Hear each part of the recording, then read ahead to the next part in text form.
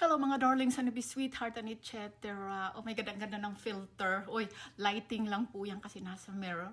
In front of the mirror tayo. Oh my goodness, happy weekend. I am so excited. Ayan na naman ang inyong supercalifragilisticexpialidocious Lala from Las Vegas. Meron tayong date today, so kaya nag-OOTD tayo. Let's start off with my top.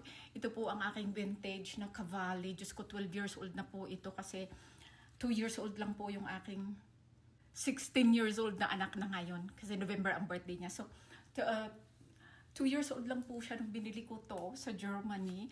And then, ano na ang sinabi ko? Roberto Cavalli. Yes, Roberto Cavalli. And then, yung ating pants are from Gucci. Ayan po, Gucci Horseback. So, nagpants po tayo ngayon dahil malamig po rito sa Vegas for some reason. Pero sunshine to the highest level. Pero malamig po. Ang temperature po ay malamig. Kasi galing ako sa strip yesterday. So, ang ating outfit ay ito. At, wait lang. Ang ating loafers ay Hermes Paris moccasin pala. Ayan. So, first time kong itong ibabalandra ngayon, kasi basta type ko lang. So, para wag pong lamigin ang lola, nakaganito po tayo ng outfit. And not only that. Kasi pag minsan, pag nawala ang araw, talagang malamig na malamig. So, we are going to wear this Marc Jacobs last masterpiece of Louis Vuitton leather jacket. Nice po siya, diba? Very, very sporty. Katulad ng aking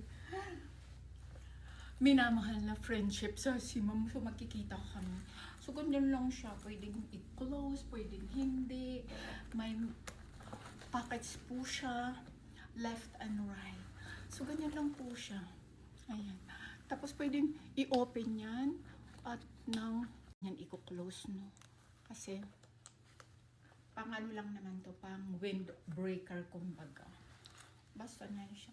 So, ganyan po ang outfit natin. And then, for our purse, mayroon tayong Hermes na Evelyn. So, I tied it here kasi igaganyan ko lang siya. Ganon. Para free po yung ating hand. So, may mga kababalaghan dyan. May scarf po tayo, kaya medyo loaded siya. And then, look at that. Check out the rodeo. Ang cute, di ba? Orange siya. So, and then may mga accessories tayo. Mga ganyan-ganyan. Yung Louis Vuitton, hindi naman mawawala yan. Pero ang jacket ko, ang leather jacket ko, I'm gonna be wearing this like that. Kasi para ba siyang push and sporty, di ba? Kasi maaraw naman. Andun ang ating makeup. Ayan. Parang nude lang din siya na may glam. Ayan. Kulot-kulot na naman ang buhok natin, kasi mahangin para hindi po masira kahit hindi tayo nakapagsuklay. So, ganyan. Ganyan lang po tayo ang ating look for today. Happy weekend. Ayan. Slay. Ayan na naman ang slay na. So, happy weekend.